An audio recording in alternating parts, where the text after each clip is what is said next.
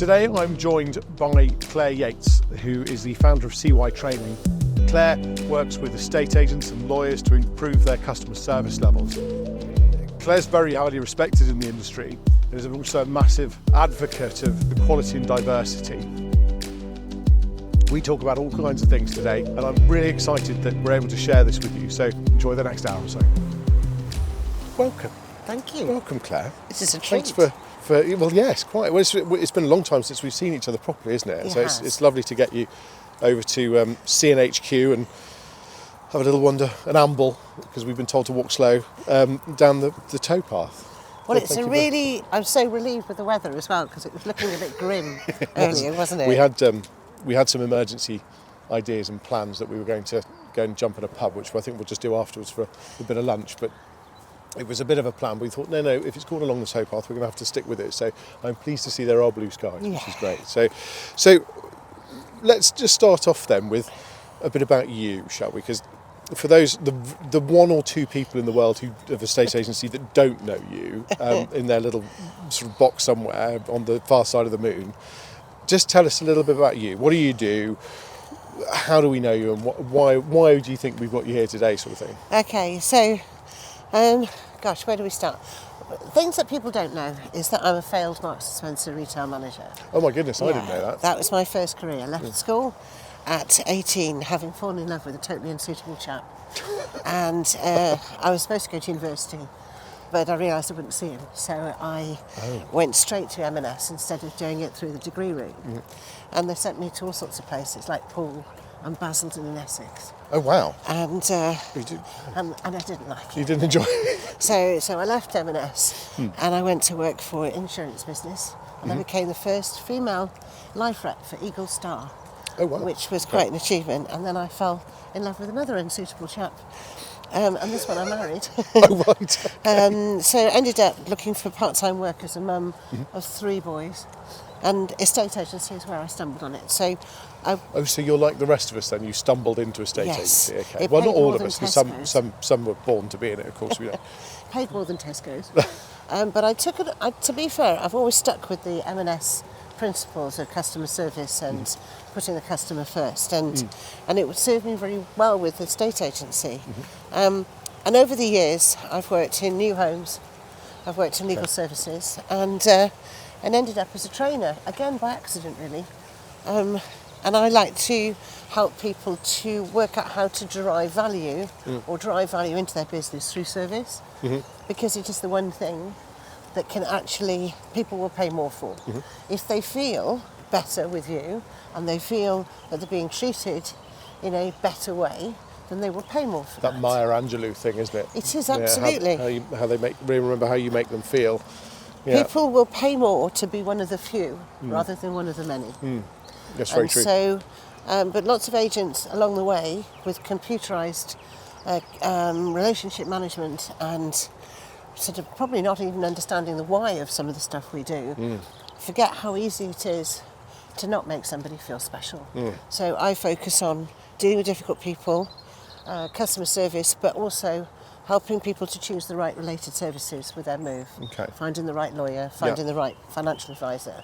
So it's all about that whole package. So, as you say, almost like an ecosystem for the agents to use to sell, to create a better service for clients rather than just to stick it on Rightmove, fingers crossed it sells. Actually, give a whole experience as a home moving experience. You mean? Yeah, actually, I think one of the things I'm passionate about, apart from agency, is travel. And whenever anybody comes to an estate agent, they're expressing an interest in being somewhere else. They either want to be richer, or they want to be by the sea, or somewhere bigger or smaller. But the one thing they're telling you is, I don't want to stay where I am. And so, if you like, I help them to create a bespoke travel agency, transporting people from one side to the other, with all of the guides and people that they need along the way, provided to make sure that they get from where they want to go. From where they are to where they want to go. So building a team around them of advisors. And welcoming them with the gin and tonic at the end, or whatever their tipple might be, to say welcome to your new home. Because I think it is a journey and we need to help them on that. I like that.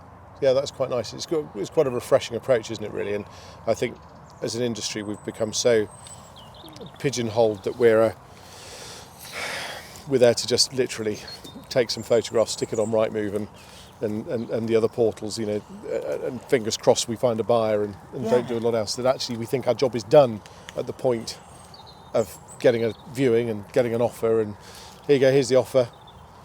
Do you want to accept it? No, fine, okay. Yes, fine, brilliant. Well, here's the letter out to lawyers, and fingers crossed it goes through. And that's why so many people think we don't do very much. That's why they think we're not professional, and lots of people think all we do is stick property on Rightmove, and that's it. Yeah. So we have to actually show that there's a lot more to moving home than just that, and that one agent is not the same as all the others, and that you do get what you pay for. Here's a question then, early question. Do you think estate agents know that? or what percentage of estate agents think that it's more than just taking a photograph and stick it on the portals? That's a really good question. That's very controversial. I think there are lots. Yes, actually I do, because I've been looking after a few people who come into the industry that are shocked and surprised at how difficult it is to earn any money. Yes. And shocked and surprised at how much they actually physically have to do, and how slow the process is. So I think there's a lot of a big wake-up call for many people who come in and say, well, how difficult can it be?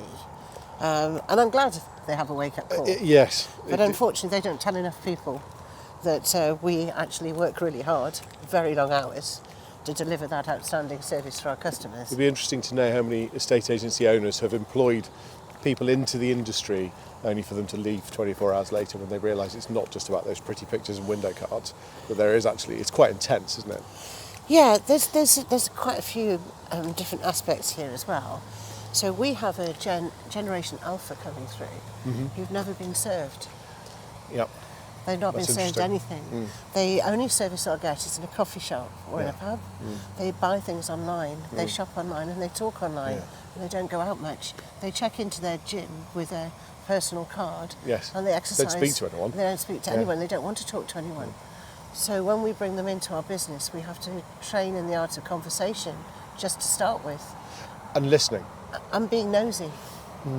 Asking the right questions. Yeah, absolutely. So there's quite a lot here, and I think we have to work really hard on our new recruits. We shouldn't put new staff on the front desk. No. to be our meet and greet and reception, because that's not a red carpet. No. That's an accident waiting to happen. You're sort of making people not feel important, because when you're greeted by somebody who doesn't really know the intricacies of what we do, and also the emotional level of which we have to effectively operate at, they don't feel as invested in, do they? Absolutely, yeah. So it's the training need is huge, and it isn't enough to say. One chap said to me, "Let's face it, Claire," I said, "customer service is pretty straightforward, really." I said, "Is it? Is it?" And there's somebody else I spoke to, and their motto was to give the customer the service they want, how they want it, when they want it. And I said, "So how do you know?" He said, "What?" I said, "How do you know what service they want?" He said, "Well, it's kind of obvious. They're first-time buyers. They want the hands holding." I said, "Do they? Do they really? Just because they're first-time buyers?" That's really interesting, isn't it? Where is it where we've become so arrogant as an industry? Not the whole industry, naturally, because there's a lot of change going on at the moment. But is it because we've become so arrogant that we sit there and go, "Well, we know what this is"? I mean, I am aware of, and some of the people who watch this will know who I'm talking about. Not very many, but a few will. That someone used to phone up and go, "Well, I'm not happy about that, and I would like it different." And that person used to shout down the phone, going, "I'm the bloody estate agent. Don't you tell me what to do. You want your bloody house sold, and this is." And the people that are, "Oh, sorry, I'm really, really sorry." It's like if you're not happy about it, you can bugger off to another agent. And that sort of, as shocking as that may seem, are we in a world where that little echoes of that still appear? Do you think? Yes, I do. But I think... Is it because we've turned around and gone, "Well, you just don't know how hard it is, it's not as easy as you think it is, because we've got such a bad reputation," or is it because of something else? We don't listen. We tell people what they're going to get. We don't listen. And I love the fact that estate agents keep putting on their website, "We exceed expectations," when they never set them in the first place. I think they've exceeded their own expectations. I think they've made themselves feel very proud. Yeah. But whether or not they've exceeded the client's expectations, that remains to be seen. Communication is the primary cause of complaints, and an estate agent shout and say, "I love the phone." But actually, when you start realising how many people don't pick up their mobile phones to inbound calls they're not expecting, then loving the phone is not great communication. It's the age-old phrase, isn't it? Well, I've sent them an email. Yeah. No, don't do that. Pick up the phone. Make the phone call. Have the communication. Have that one-to-one, conversation with somebody. I had this debate with an agent only yesterday. So what do you do with your right move inquiries? I call them all. I said, when do you call them? 9 o'clock. I'm just going to ask you, how many calls do you take at 9 o'clock on your phone? Yeah, how ready are you to have a conversation about your house at 9 o'clock? And why didn't they call you rather than send you a message? I said, because they didn't want to talk to you. They actually wanted you to respond. Now, you can ask permission to call, but quite often you'll find that number doesn't work either, because we've all put fake numbers onto websites and we don't want to talk to anybody. It's interesting, isn't it? Because it's have we become so then sort of entrenched in our need to prioritise our workload? Because let's be honest, our workload is pretty big nowadays, because we're as an industry we're squeezed by costs and margins and what have you. So therefore we've got to do a lot more in a lot less time with a lot less staff, or a lot less resources, should I say? Yeah. Are we finding ourselves then that perhaps we are dictating our own working day without any consideration of what the needs of our clients are or our potential prospects are? I think so. That's interesting, isn't it? Viewings feedback, vendor feedback is always done in our time, not theirs. Yes. We don't ask people when it's a good time to call. We don't prepare them When for is our a good call. time to call? We should ask and say, I'd really like to talk to you. When's a good time to speak to you? I don't hear that conversation taking place. No. And have you noticed that the telephone overrides an email? So if you're responding to an email in a timely fashion and the phone rings, you stop writing that email and you answer the phone. That's interesting, isn't it? So every phone call queue jumps. And yet all the people that are waiting for you to respond to a WhatsApp or online chat or an email Waiting get put... and waiting. keep being pushed back because the telephone keeps ringing. That's That really wouldn't happen in a shop. No, it wouldn't, would it? No, if you're stood there at a reception in a hotel or a shop, if the phone goes, it waits until they've finished doing the job. Yeah, they keep serving you until they've done. That's really interesting, isn't it? We do have to think about it. So communication then is a big part of what we just talked about in terms of not just imparting information, but also listening. It's a word I've said sort of a couple of times now. Huge. So there are different types of listening, aren't there? Yes. So what is it? Active, passive, and I can't remember the third one. What's the third one? Oh, that's a Sybil Faulty. Oh, I know. Well, I'm sitting there waiting for you to finish so I can talk about what I want to talk about. Yeah, that one. There's listening with the intent to reply, which is to stop talking so I can talk. And there's listening with the intent to understand. And that's the more important one. So whatever the customer has to say is actually more important than what you have to say. And you should be patient, and it takes practice. And I've had to practice. I've been told off by my family and friends for being an appalling listener. Because actually I think that what I have to say is far more important than anything they have. I think we're all a bit guilty of that, especially as agents, because we just love the sounds of our own voices, don't we? We do, and we think that if they could just shut up, I could speak. And we actually try and speed them up. Yeah, so I'm listening to what you're saying, but you wait till hear to what I've got to say, because it's much more interesting. And then you can hear, yep. And that's really important, isn't it? Especially when we're doing a job, it's another house we've got to put to the market, we've got to do this, got to do that. But those people on the other side of it, where they're engaging with us, the lister's done a great job valuing the house, winning the trust, winning the business, and then handing over to the team. Those people on the team, when they're engaging with those homeowners on the other side, they are they forgetting perhaps that actually this is still the most important transaction that's going on in their life right now, and their opportunity to make as much money as they possibly can. Is that being lost still, do we think? Yeah, well, I do think so. I think there's a huge bit that people miss. If I invite you to come and value my house, I'm going to meet a complete stranger. Yes. And I'm going to invite you into my home. By the way, my mum told me never to do that. And then based on 45 minutes, an hour with you, I'm going to give you my front door key and my burglar alarm code. Yeah, and let you have access to my house when I'm not there. Yes, Yeah. And I'll tell you when I'm going on holiday. And you are going to choose strangers to look at my house when I'm not there. That amount of trust is It's extraordinary, off isn't it? the scale. Based on what is essentially some online presence some proof of concept that you're selling other houses, and an hour's meeting, Yeah. maybe 2 hours. It's quite a leap of faith, isn't it? It's a huge leap of faith, Yeah. and then we don't check in. I know loads of agents that honestly confess they love a voicemail when they're leaving vendor contact.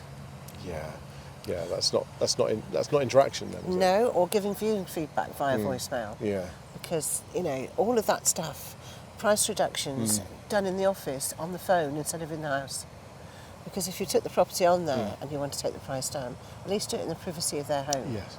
Not in the front of the office. No, it's that sort of, again, it's empathy, isn't it? That's essentially what it is. It's sort of having that ability to understand that the person you're dealing with is not just a client. That's not what we're dealing with here. We're not just dealing with clients. No, we're dealing their with human home. beings whose homes you are selling. Yeah. It's their home and their life. If you say to somebody, there's a viewing this weekend, they'll probably take the dog out for a walk, they'll tidy the kids' toys away, they'll cancel the arrangements they had to go and have friends round or do a dinner party or whatever they want to do. And you've turned their whole life upside down for a weekend, and then you can't get viewing feedback because you ring at 9 o'clock the following day. Yeah. It's just... Like it's their fault. So we need to start changing and communicating, giving the client the service they want. So how they want it. What are you seeing in terms of the change of?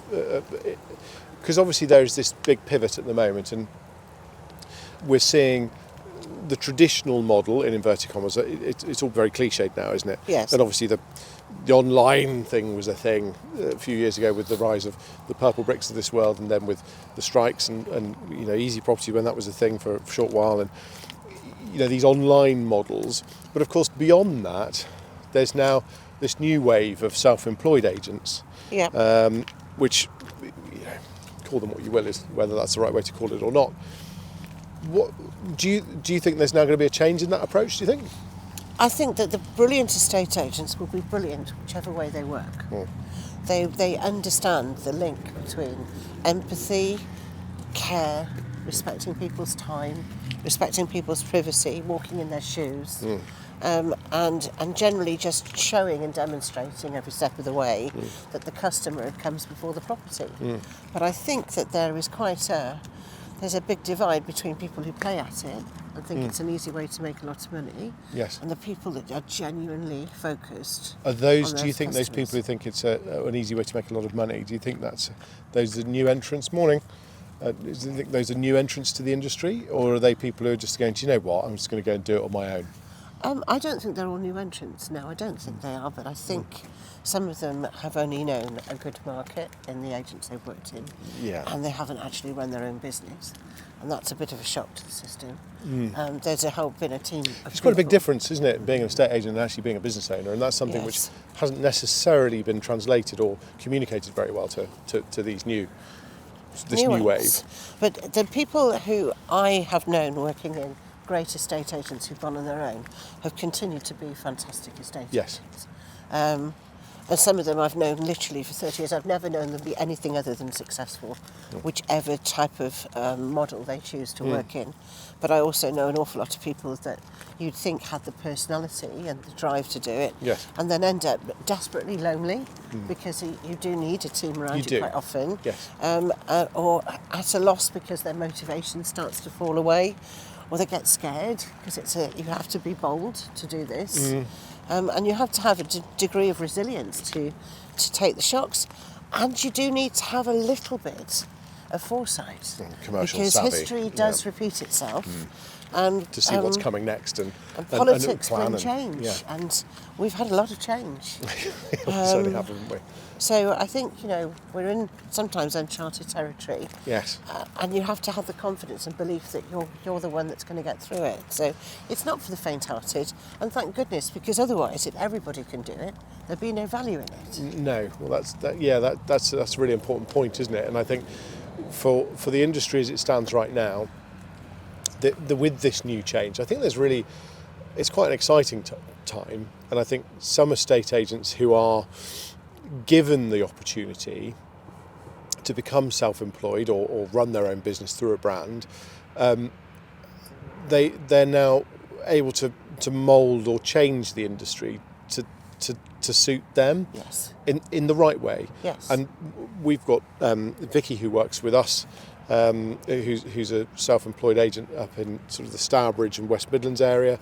And listening to her talk to her clients is very different to how you would expect to see or hear a frontline negotiator sat in a front room. Not saying that they don't do a good job, of course they do a great job, but it's different in how that conversation takes place. There's such a deeper amount of empathy. There's a real level of understanding because they are helping somebody rather than just processing somebody on a conveyor belt, perhaps. Yeah, I totally agree. And I think, for me, I've never forgotten how it felt to be a mum trying to sell a house. I've never forgotten how it feels to be a busy person doing a full-time job and trying to sell a house. And if you can actually identify and recognise what your client's pressure points are, it can be great. So over the other side of the canal, we've got the Worcester Rugby Club. And I had the joy of coaching quite a few years ago now. Some of the youngsters there in the academy, and the youngster, when I say youngster, I mean proper youngsters, about 10 years old, who were utterly fearless. And I had my last day as a coach, they decided to gang up on me. And you'd be amazed at how heavy 15, 10-year-olds are when they all jump on top of you and slip 2 discs in your back. And then you have to walk and drive home. And to rub insult to injury, I got a speeding ticket on the way home. Oh, no. Yeah, because I couldn't lift my foot off the accelerator quick enough. But yes, there's no rugby club around here. You've got Worcester Warriors just obviously here, and beautiful. It's just lovely down here. It's just a beautiful place to be. Absolutely gorgeous. Funnily enough, my youngest came here for a rugby away day with Matt Dawson, I think it was. Oh, wow, fantastic. He did 2 of the days, but my youngest played. And my current husband used to coach them. He used to play for the army. Morning. He played for the army when he was fantastic. So, yeah. Fantastic. Yeah, I think it's one of those things with rugby, isn't it? Once it's in your blood, isn't it? In it properly. I'm a passionate rugby fan, but I won't tell you which team I support. No, let's not go there. It's probably better. So let's just move that conversation on, because we've talked about communication. Yes. And we've talked about education and training and awareness. Something that you spend a lot of your time doing, 50% of your time, probably, maybe even a little bit more.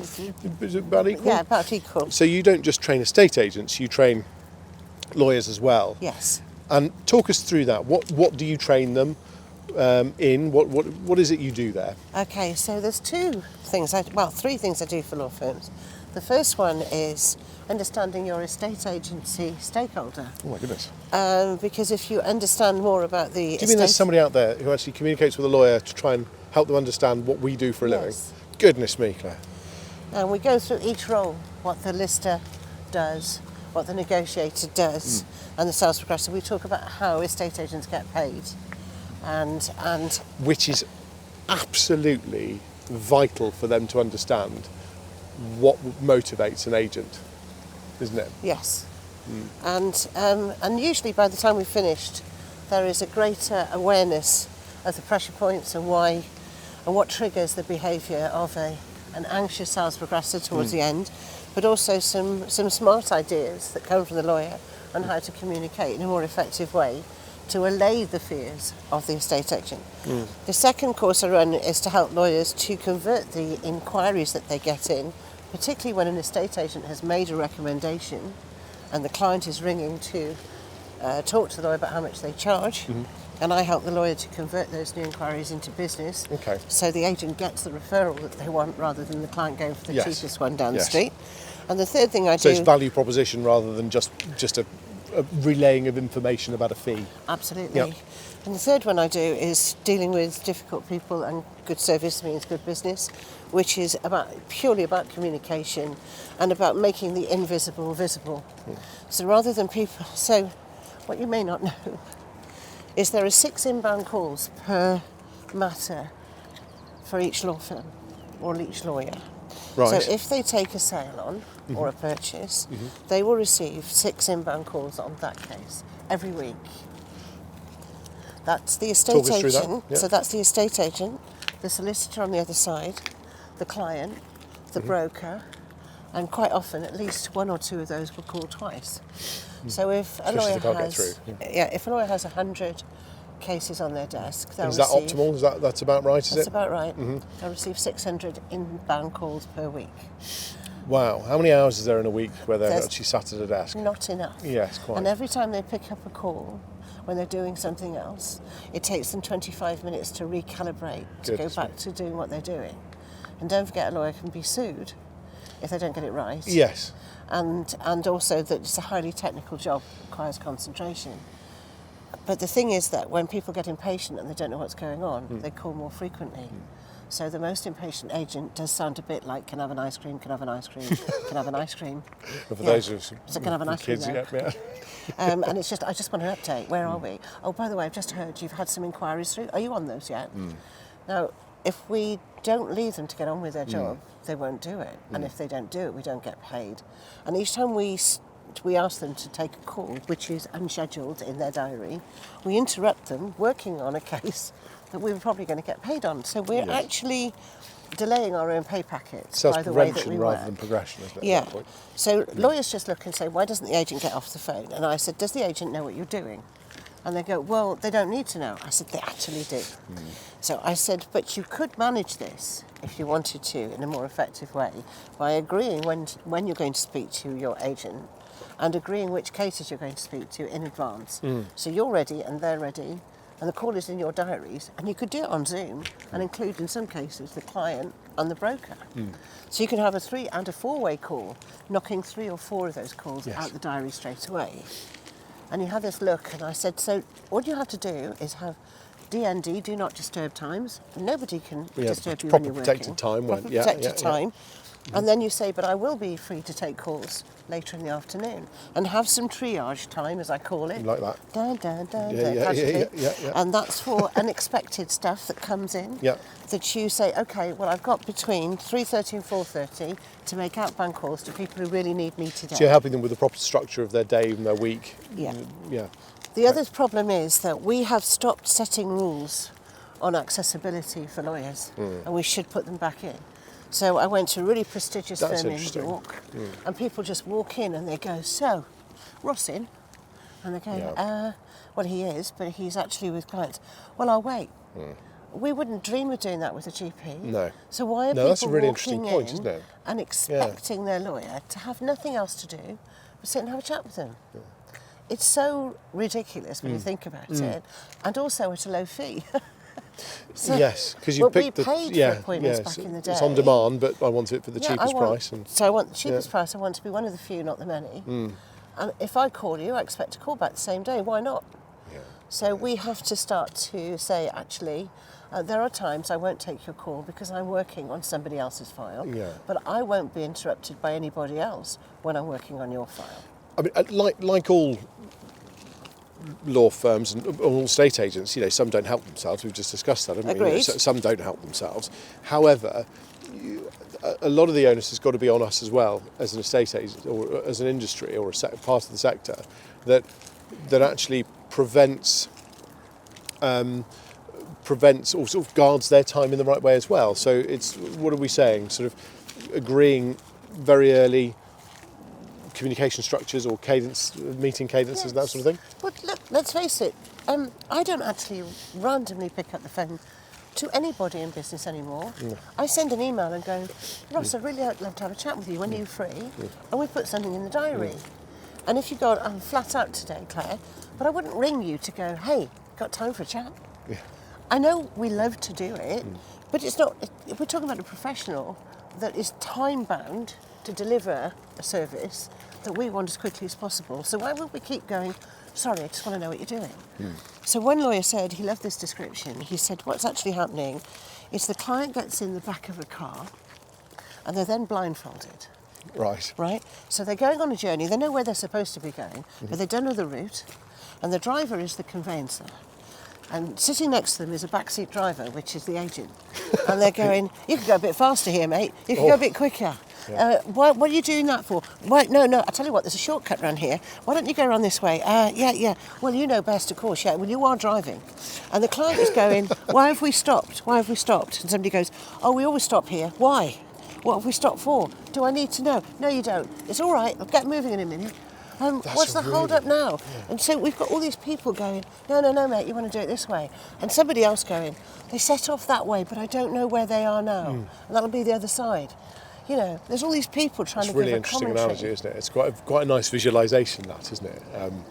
It sort of gives to us humble agents, we like to see things in a slightly more obvious way, perhaps.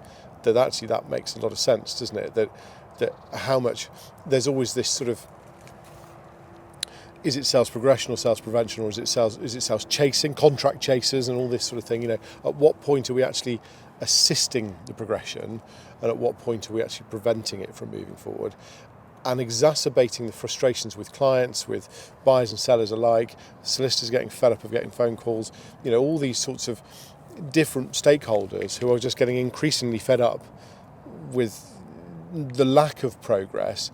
How is best? What examples have you seen that are the best ways for agents to help that process? So you have pre-planned regular meetings with the lawyer. No call is ever out of the blue. It just isn't. No. Even if I've got an urgent problem. So it's scheduled. Everything's it's scheduled. put in place. Yeah. So we don't surprise the lawyer with sorry, I just need to know. The second thing is the lawyer has to understand that if they don't communicate and they don't say where they are, somebody's going to ring and ask them. Yes. So they can't hide and just go, I wish everybody would go away. They have to make that invisible. But actually just to share the map, okay? And each week they say, this is what we've got done, this is what I'm going to do, this is where I envisage we're going to be next week, this is where I'm waiting, you can help me with this, or I love you to bits, but you can't help me with that. The client is holding back. I'd love you to go around and have a word with the client, because they're not really returning my calls right now. And just find out where we are and just talk as a team. That's the key, isn't it? Yes. Because we're actually, whilst our commercial priorities are different, our end result is ultimately going to be the same if we work together on it. That's what we ultimately want, isn't it? Or let's take it as a rugby thing. We've got our props, we've got our scrum halves, everybody's got a role on that rugby pitch. Very different, but they're all trying to do the same thing. We're all trying to do the same thing, which is to get the whole thing going forward. So let's not hinder the person who's actually going to make it happen. And weirdly, they end up in the centre of this almost like sort of network of communication with everybody that's involved in the transaction, all trying to speak to the conveyancer.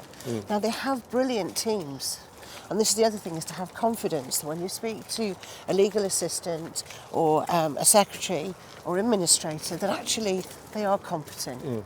And if they say, look, I'm not going to disturb Claire, she's got 3 exchanges on the go right now, how can I help you? Yes. That you go and let them help you, Not rather just a than no, I want to speak to Claire. facilitator. Claire knows me, all this Yeah. stuff. Yeah. So, now, I'm not denigrating. There are some outstanding sales progressors out there. And some of them are ex-lawyers, as you well know. As I very well know. So, I worked with one. She was absolutely and they outstanding. are amazing. Still and is. I do not want to, for them to feel remotely that I don't value the role that they play, because I think they're fantastic. And actually, lots of lawyers know exactly who the good ones are. But let's just educate ourselves a little bit on what actually is happening. Because if we don't learn how to get paid... Morning. If we don't learn the process in which we get paid, then we just look like the idiot in the piece. And which actually, more often than not we do. Yeah. So it is a matter of crossing your fingers. So are you controversially telling me it's not just a case of sending out a memorandum of sale and then picking up the phone to the lawyer saying, why hasn't draft contracts been sent out? Why haven't searches been requested? At what point there has to be, because we all know of cases that have happened in 48 hours, a week, 6 months, which is, let's be honest, it's getting closer and closer, isn't it? Hopefully there's going to be a time when that starts to contract rather than expand these timescales. But if you were to pick, don't name the agency, of course, unless you're happy with it, but if you were to pick an agency that got it right or gets it right, who would that be, and how do they do it? Well, one of the agencies that's really outstanding, that's one of my clients, is Keenan's. Okay. And they have an outstanding relationship with the lawyers that they work with. They understand exactly what's going on. the lawyers know that they're not going to get called and asked a stupid question. So they respect it when they do get a call. They're outstandingly good at new build as well. They specialise in it. So when there's an absolute pressure on the top, then they know how to get around it. So that working with means they really get the process, don't they? Yes, they do. And there's quite a few other agents like that have made sure that they really fully understand. Another one, of course, Leaders Romans Group. And I worked with their sales progression team when they were just Romans, and they've always been outstanding at move management. And Natalie is probably one of the leading authorities on how to do it right. So she's incredible. So there's lots and lots of brilliant move managers that make it their business to find out how to get round things and to help the client to understand. But you said 3 bits of lovely Latin. Well, 2. Memorandum of sale. I mean, what a peculiar word that we keep with. The searches, some people think that's Google. They don't understand what a search is. So that, well, the client, you mean? Yeah. Conveyancing itself, the terminology, that's another Latin word. There's an awful lot of stuff that we talk about that clients don't understand. That is a foreign language, literally. It is a foreign language, and we use some of the words wrongly as well, which doesn't help us. No, well, I mean, let's be specific about this. Morning. Morning. Yeah, that's true, isn't it? It's that. If we're going to communicate, we've got to be talking the same language for a start, and that level of education is so vital, isn't it? That how much, and again, we talked earlier about bringing people into the industry. Are we teaching them how to answer the phone properly? And then what are we talking about in terms of the intricate details of the conveyancing process and what that entails, and what, you know, we all know the process. Quite simple, isn't it? Apparently, according to us estate agents, it's quite simple. Yes. But actually, when we look at the tick box exercise, and you look at the enormous list of things that a solicitor has to go through and make sure that it's compliant, because one thing estate agents don't realise is that they have 2 clients 60% of the time. Yes. It's not just the person that's buying or selling the house. It's the lender. It's the lender as well. Yeah. And that's something that agents sometimes they are completely unaware of, or they certainly don't take it into account, do they? No, they don't. No, they don't. And the lender handbook changes constantly. Very frequently. Very frequently, to the point that there's been almost like a little bit of a, there's been a hoo-ha over nationwide bringing in some new rules very recently. And some pretty challenging ones. Yes, so we do have to bear in mind that whatever you thought it was like, and of course we get a lot of buyers whose parents are saying, when I bought my house and so on, and things just literally change month by month. Yeah. What was interesting, Landmark shared at the Conveyancing Association conference recently that the average consumer, this is the consumer not the agent, thinks it takes 8.5 weeks from an offer accepted to exchange. So is that the agent not managing the client's timescale, mindset yes. then? Yeah. And also, expectations, sorry. It's really difficult when an agent gives a timescale to the lawyer from the beginning.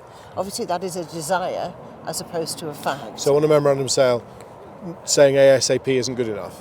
Definitely No? not. Okay, Or just within 6 weeks. Noted. But more importantly, the lawyers then got to count back. Yeah. So they've got to say, well, if we're starting on that date, what do I have to get done in that timeline? Yeah. And at the moment, lenders aren't working. Cyclists. Yes. It's the healthy way to live. Morning. Morning. Most of the lenders aren't working fast anyway. So we've got a challenge. It's not always, in fact, it's very rarely the lawyer that we're shouting at that's responsible for the delay. So we've got to be a bit mindful and respectful. Do you know what? If everybody was just a bit more grateful and just said, do you know what? Thank you for taking my call. I'm a bit worried about this sale. Yes. And let me tell you about it. And a lot of it comes down to that sort of approach of, well, I'm only thinking about me, so I know what you want, and it's like, well, I know what we'll let them go through the process. So, as we were just saying, in terms of timescales, then managing clients' expectations is essential, but also trying to build a relationship. It's very difficult when solicitors are quite reluctant to build a relationship with estate agents, but that starts early, doesn't it? That yes, introducing the right solicitor that you have a strong relationship with, etc. It does matter. It really, really matters. But it isn't just that. I know solicitors that actually inwardly groan when they see another solicitor in the chain that they find it difficult. So if an estate agent finds a lawyer quite difficult to work with, 9 times out of 10, the others will too, yes. So it is really important you find the right person, and sometimes the right person for the right client, because we have some clients that just literally want to bish-bosh bash. They don't want a lot of chat. Tell me when there's something happening that I need to know. I'm a really busy person, too busy to tell you how busy I am. So I don't want all this lovey-dovey Busy stuff being and busy, hand-holding, dear, you know, that sort of thing. Yep. And then you've got the other one who just says, I don't know what's going on. Yeah. And the driver, you know, the passenger in the back just going, where are we now? Where are we now? Yes. Yes. Are we nearly there yet? Are we nearly there? Yes. Absolutely. So we have to be sure that when we set that time scale, that it's realistic. It has to be realistic, otherwise everybody's under pressure. Yes. And then we're going to disappoint everybody. We're going to disappoint our client because we, as agents, haven't delivered what we said And we of were course, able to do. that current timescales thing being probably one of the most important parts, isn't it, really, where we've got this stamp duty deadline. 147 days. Oh, really? As much as that? It is, and some lawyers are getting it down to 120 something, so it is coming down, but you've got to bear in mind the slowest lawyer is slowing down the fastest one. Yeah, so well, you we've can have the still most got effective that. lawyer in the world, but if the chain isn't as optimised or as efficient, then it's not going to go any faster than the slowest person, is it? So some agents might be really interested to know, and I will shamelessly plug 20EA, because 20EA will give some really valuable data on local law firms' turnaround times. Yes. So it's worth just looking at that to say it's an indication. That's really important, isn't it? It's an indication of how fast or slow a lawyer is on average, but also the amount of work that they're having going through their system as well. So I would. Oh, really? So the volume as well? Yeah. That's I'd interesting. say. And it's also about stamp duty returns and stuff. So it's always going to be 3 months behind because of the nature of the data. Yep. But it is really valuable. So if they're not making use of that. 3 months isn't so long that it's not mildly relevant, is it? So, okay. So the stats are really useful. We've never had so much information out there to help us to make informed decisions. And give good advice. Yes, and give good advice to the based on client. fact rather than opinion. Absolutely. Okay, so that's really interesting, and I think the summary of that really is communication, managing expectations, education, and all those, and ultimately teamwork, and building a strong relationship with those stakeholders in and amongst that sort of ecosystem that the clients require. Okay, good. Okay, that's really amazing, and I think it's a conversation piece. We all know that all the prop tech of the world out there isn't going to solve the problems unless that communication is sorted, or that education is sorted. But there's lots of solutions being put out there at the moment, isn't there? So fingers crossed, someone will stumble across something. But I think ultimately it comes down to the training, doesn't it? Well, it does really, and it is our business. Investing in training is our business. It's just as much important. It's just as important as everything else that we do. And perfection's a moving target. So even if you think you know it all, like that. go and check it out. Yeah, good, lovely. Okay, so then I want to talk about women in estate agency. For the 2 or 3 people out there that don't know what it is, talk us through that. So you said earlier that your Facebook group now has got 4,000 members, and talk us through it. First of all, give us the headlines and then give us some detail. Okay, so Women in Estate Agency was started out with Clare Yates and Liana Laporto-Brown. Both of them at the time were self-employed agents, and they felt lonely and they wanted the support, and they also wanted to find out how other people did things. So they started off with a podcast, and a chat, and very quickly started to gather a number of followers, shall we say. And they got in touch with me after seeing my first Watkin post, which I'm not going to drag this whole interview down, but it was the fact that I'd been assaulted at work back in the day. So they wanted to interview me, and then we started to talk, and I think ended up being the grandmother of the piece, if you like. Right, okay. But over time, a bit like a proper snowball, the number of women that started to become part of this Facebook chat grew and grew. Now, the Facebook group itself is exclusively women. Okay. No men are allowed in that group because we talk about menopause, we talk about our periods, so we talk about our insecurities and specific things. to the people that are in the group. That's fair. We have an awful lot of male input in our careers because although 58% of the industry is female, only 5% are in leadership positions. Which is extraordinary. So isn't it? we have the majority are female, but we're told by men what to do in the main, a lot of it. Now that's changing. But so the Facebook group was a safe place that we could ask a stupid question, Love that. And supported Really by important. people who knew and weren't judging them. Don't think they're stupid questions, yeah. And weren't judging them and going, don't you know that? And making them feel stupid. Sharing where they'd been bullied, but also sharing uplifting stories. Right. So it's not all about the bad news. Now that group grew and grew. So Liana and Claire reached out. So there was me, Lucy Noonan, who's Atomic Consultancy Acquisition. She's amazing. Lucy, And Amy Shields is incredible, smart compliance. We have, I've got to make sure I get everybody in. It's really important. You should have just said all of us. Yeah, Ellie Hall is Property Franchise Group. Yep. Our chair is Verona Frankish. Yes. We did have Sarah Edmondson on our committee as well. Sadly passed away, We're very sad that we've lost her. We have Catherine Perry, who's from Yopa. We also have Kyla from Paramount. So we've got a huge raft of experience. And Kirsty Franks, who's in marketing. And that's our committee. So we suddenly said, wouldn't it be great if we had a conference? So our first conference we had... Whose idea was that? It was kind of all, we just went, do we dare? Should we? Somebody said, wow. should we try it? And so we had our first conference in Bloomsbury in a small lecture theatre. I say small, I think we got about 180 people in it. Oh, wow, okay. And we sold out. Wow. We sold out in weeks. And the atmosphere in the room was extraordinary. And we said we didn't want it to be... Was it a sense of relief, did it feel? Yeah. Oh, wow. But we didn't want it to be like any other conference. So we've got no gurus on the stage telling you how to earn loads of money doing less or any of that stuff, or how I made my millions by whatever. These are unashamed, honest stories told by women of sometimes their fight to get to where So they relatable are. then? It's very relatable. Yeah. Talk about resilience. We talk about our journeys, but we also talk honestly about how proud we are to be where we are and trying to lift people up. And at the end, people who attended, we did have some men. Simon Wales, one of our more famous people that came along. And we had And he people, loves wearing pink, let's be honest. So for him, he's got all the excuse he needs to go and wear an outrageous outfit, isn't he? Yeah, so we had tears. We had amazing. everybody was really emotionally moved by the end. Yeah. And we had this extraordinary... And that's relief, you think, in terms of finally I've got somewhere where I can not only have a voice that's heard, but actually listen to people that are going through a similar experience to me. Yes. So the after party was packed. Lots of people came along. Rightmove were the first people to say we want to sponsor this.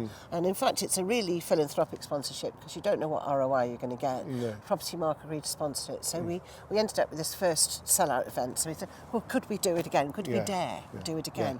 And we did. Wow. So we sold out last year at the Institute of Exploration and Technology at IET in the Strand. And we took it up to 300 and we sold out. And we sold out just beforehand. And we had the most extraordinary speakers and we had a beatboxer on stage. Yes. And we said, look, we didn't have enough men last time, so can we have some more men? So Josh Rayner, he sponsored the tissues because we knew we were going to have some more tears. And we had... I love that. And we had just so much... just joy in the room, and the guys were going. Russell Quirk was in the room going, what am I doing here? We brought men onto our committee, so Ian Mackenzie and Simon Brown joined us, so we've got a male presence, and we sold out again, and everybody walked away saying, no, not, and I'm not exaggerating, the best industry event they'd ever been That's to. amazing, isn't it? So what are we going to do again? So we've sold out again. Amazing. We sold more tickets again. We're at the Pullman Theatre. We have the most extraordinary lineup. We're overjoyed with the sponsorship. But the great thing was, Kate Faulkner said to me, Claire, you collectively didn't just do a conference, you did a leadership and thought event. And we think that there's more you could do with that. There's opportunity there. So I have, with Jo Bourne, we've already run them, which we did for nothing the first lot. We've run leadership training for women who wouldn't necessarily be able to go on it, either because of cost, because it's expensive to go and learn to be a manager. Yeah. And lots of businesses don't invest. And they've got to have their bosses believe in sending them. Yeah. And lots of women are overlooked because their bosses think they're going to start a family or what's going to happen. So we say, well, would you like to come along at a price you can afford? So the very first ones were £50 oh, goodness. for them to come for the day. That's great value. And we repeated it 3 times, and each time it was sell out. So we're now doing day 2. And it's more expensive this time round, but we're super proud. So it's me, Jo Bourne and Ellie Hall, and they come along to Rightmove headquarters. Sponsorships all by Rightmove to make sure that we do a really good job. And just talk us through that. What is in that session then? So the first one was the power of you. So what makes you work? What motivates you? Great. What drives so you? a sort of self-awareness and Absolutely. Yeah. Harnessing it, recognising the contribution of having different people to listen to build your team up, but understanding your personal impact on others. Amazing. And understanding your strengths and weaknesses. So we did that. This one is about managing performance in your team, one-to-ones, about staff retention rather than punishment, about the importance there's of not enough of that meetings. around in the world, Yeah. at the moment, is there? Yeah. So this is about, again, motivating others and getting other people to do what you want. Having difficult conversations is also part of that. So that's going to be the next sessions. They're going to be in March. We've already got enough interest, I think, to sell out. That's amazing. How much are the tickets for that? They'll be £99. God, that's incredible value for that sort of is. content, isn't it? It is. That's amazing. And it's really important, isn't it, that there's, as you say, that a lot of the conferences, they're great and there's some fabulous things, isn't there? And we've seen some amazing speakers and you know, giving us the ability to, as an industry, improve and as individuals improve. But that's sort of, well, it's not a niche, but that sort of very specific, you know, to the audience. Nearly fall off the path. Yeah, 50. Okay, so offensive you fell off the path. But it's you know, having to know your audience in such a way that you're able to tailor the content to that audience. But isn't it absolutely tragic that you've had to do that? Yes. Isn't it really tragic? Because I'm a bloke. What do I know? I'm a fortunate, you know, white middle-aged man who's never had any prejudices against him, other than, you know, the obvious, hair or something along those lines. But I there's nothing out there that offends me because I just sail through life quite comfortably and happily. But from your perspective, you're seeing things as well. Do you know what? It's bloody hard being a woman in this industry sometimes, and actually, it is full of stalwart agents that sit there and go, well, she's going to get bloody pregnant, isn't she? Yeah. You know, how historically have they been able to tackle that? Well, I suppose they haven't, have they? You know, you've had that sort of world where you've had to sort of create this opportunity for people to have that safe space, that safe environment. Ross, you've got a daughter, right? Yeah. And I've got 2 granddaughters. And in order for them to aspire and come in and make their contribution to this industry, they need to see people that look like them on the stage. And I have to say that during my career, there's still hardly any female speakers on the platform. There's Heather from Street, me, Brilliant. there's a few others, and Sarah was another one. Yes. But there aren't many female speakers out there. And every time you see another round table, it's predominantly men. So we did need this, and we are trying to get our voices heard. And Harry Rees has done a directory of female experts in every field of estate agency. Amazing. To stop this argument. There isn't anybody that could speak from the... Because they are there. Yeah, from the opposite sex. So we are trying to change it. We have men on our stage this year. We've got men talking about their mental health as well. So we're not excluding men. And we want men at our conference because they will help us to change. But there's over 4,000 women in our Facebook group. Over 4,000. It blows your mind how many people are there. Yes. And we are making an impact, and we know that we're creating something that's uplifting and joyful. Positive and inspirational, and so that any young woman coming into this industry can look forward to a much more positive and powerful career than she could have dreamt of having 10 years ago. I think that's so important, isn't it? And you're right, you know, I've got a 7-year-old going on 16, but I see the future and I don't worry, but I sit there and go, you know, what is the world going to look like? Because in 10 years' time she's going to be starting to think about a career, hopefully earlier, but you know, she's going to start to map out her future. What's that going to look like, and what are the, not safeguards, but what's going to be the normal that isn't the normal now? And again, going back to my point, it's staggering that it's not normal, the things we're talking about, and it's quite, it's a bit depressing really, isn't it? But it's great that you're taking something that isn't just a come on, girls, we're all right. And you're doing something. It's not handbag waving. No, none of this it's a deliberate. It's not an attempt. It's a deliberate movement to change things, to make something normal, and that's something which, you know, there's a lot of idiots out there who would sit there and go, well, it's just, you know, pitchforks and torches, Yes. isn't it? And, you know, men hating and all that sort of nonsense. Well, you know, my mother's a magistrate. my daughter is inheriting those very strong personality traits. My wife is the best estate agent I know. I'm very fortunate to be surrounded by women who have very determined sort of ideas of what good looks like.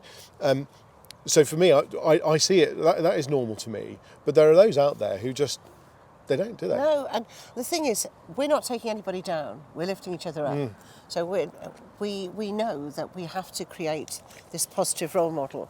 We won't be taken seriously if we go around saying, oh, you should have had us there all the time, whinging and biting. So we're trying to just say, actually, That's look really at what we important, created. isn't it? Yes, Yeah, it is. yeah. Look, we're diplomatic. We don't go around, and we also recognise some of these firms we want to work with in the future, and we want to bring change in that they welcome rather than fight. So, and I don't want to prove them ever right about any of this.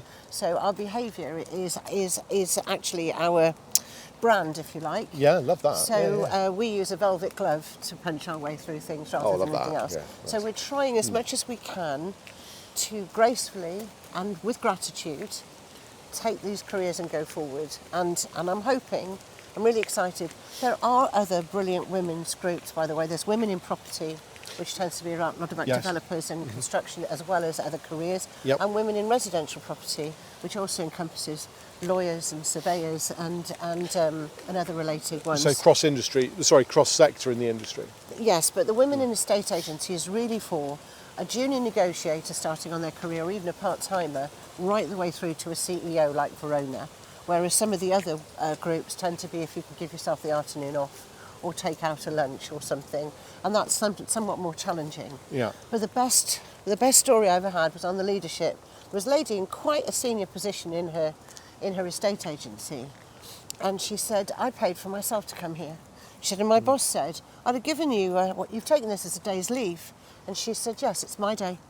Wow. And he said, well, I would have given it to you. She said, I know you would, but then you'd have owned it. And it's my day. And he said, I'd have paid for you. And she said, and then you'd have owned what? I did. You're not entitled to return on your investment. I am. So I'm not going to tell you unless I think you need to know it is. How I spent my day because I've invested in me. And that's mindset, isn't it? Yeah. And I just loved her for that. She's My day, unstoppable, isn't my she? investment. Yes. Yeah, that's But that's what we fantastic. started to see, was these women in a training room, which open and honest and vulnerable, and they shared their secrets, and there was none of this bravado and dare I say it, and I'm sorry if it comes out wrong on the broadcast, you can bleep me, but no willy waving. Just gentle support and encouragement, and wonderful. It comes back to that sort of lack of awareness that it was needed in the first place, which is just so breathtaking, isn't it? And it's great to see that it is becoming a norm through your actions collectively. And I think the more young women can come into the industry feeling that there is total parity between everybody, not just, me and I'm entitled, I can do this, but everybody's treated equally in that sense, then that can only be a good thing, can't it? Oh, absolutely, and it is starting to change, thank goodness, but it's probably going to take till your daughter is ready to start work. It's a bit of an oil tanker, this sort of mentality. Yes, it is a bit. Because there's a lot of people who will just sit there going, well, it's just a group of bloody women doing their thing, isn't it? Cool, blimey. And those people, they'll retire. Yeah. And they'll go off and do their bloody thing somewhere else, and that's fine. And then they go, that's great, because it'll leave breathing room for the rest of us. But there will inevitably be those people who will just sit there and go, well, I'm a big supporter of all this. And then when they walk away, they have really give their opinion. And they sit there and go, well, this is a movement, so I've got to feel like I'm a part of that movement. And well done, you girls, fantastic, and patronising and not realising they're doing it. But it's so entrenched in them that it won't ever go away. We're quite careful also with who we take sponsorship from. So we want to see that they actually deliver on the values that we talk about. So we won't take sponsorship from anybody, and if we know somebody doesn't walk the walk outside of work, then they can't be involved in the conference. It's really important to us. But the support, and I have to mention the two sort of main sponsors, Property Mark and Rightmove, but there's other fantastic sponsors as well. They've made it happen for us. Without their help, we could never have got this conference off the ground. But the after party is going to be something else. Sounds amazing. Yeah, oh, I'm so incredibly proud of what we've achieved. Yeah, so incredibly proud. Well, you should be collectively. It's an amazing thing, and we're we've been watching it with interest, and as a spectator, but hopefully a little bit more in the future. Yeah, let's spread the word. I think so. We really want as many women to feel that they can be part of the Facebook group. There's no promotion allowed in it. Nobody's allowed to advertise. Nobody's allowed to blatantly push. We won't have anybody bringing anybody down or arguments and bad feeling in there. Debate is okay, but we try not, as I said, we try not to make too much of a fuss. We've had some difficulties, with certain publications occasionally where they've printed something that we thought has not been fair. I remember. Yeah, yes, so we've had to be careful. That was very much a well done, you girls, wasn't it? And it was a bit. Yes, wow, I think I was punching above my weight, wasn't I? That's what it was. Yes. Yeah, well done. Yeah, yes, well done I was. But anyway, I'm cautious not to go and occasionally, because actually we'd love to have all of the trade press helping us, rather than feel that we have to write our own editorial. That's what we'd like to do. Yes, yeah, because it's a thing. It's something of interest. Yeah. Yes. No, fantastic. Oh, there is one more thing I must mention. In memory of Sarah Ed, we are going to do a sponsored walk in the Lake District on June the 7th. Everybody's invited to go. June the 7th. And my husband is going to take part as well. We've already raised over 36,000 in her memory towards breast cancer. That's fantastic, isn't it? And we want to take that right up. So as many of us as possible are going to Lake District to walk and do an ultra challenge, which is 29-kilometre walk. Easy. Yeah, well, I've done this. Well, look, this year we've warmed up, haven't we? Excellent. This was part of my training, you see. Fantastic. So I thought I'd mention that as well. Well, we'll definitely make sure that there's some coverage on that, because that's really important. That's fantastic. 36,000 pounds, that's amazing, isn't it? And what a lovely thing to do in her memory. Claire, thank you. Oh, it's been a pleasure. For spending the time wandering up and down the old towpath here. Yeah, it's been really, really pleasure. interesting. And I think there's been some massively valuable content there, but also some really important issues raised and discussed. So thank you for your time. It's now raining. Yeah, we did that right, didn't we? Pub? Yeah, definitely. Excellent. Lovely stuff. Take me to the pub.